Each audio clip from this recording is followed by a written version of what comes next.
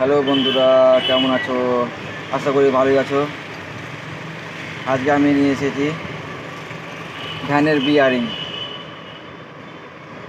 এটা হবে 6207। ভালো একটা বিয়ারিং, খুব সুন্দর একটা মাল। খুব সুন্দর একটা মাল হবে, খুব হালকা টাইপের বিয়ারিং।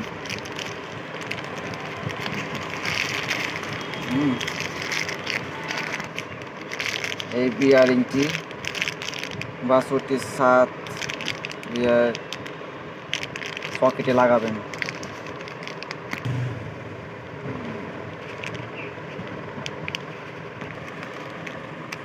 তারপরে এটা হবে MKJ 6208, মানে এর থেকে 1 পয়েন্ট বড়। খুব ভালো বিয়ারিং, আপনার ভ্যানে অবশ্যই লাগাবেন। আপনার ওয়েট 1 কেজি ওজন হয়ে যাবে।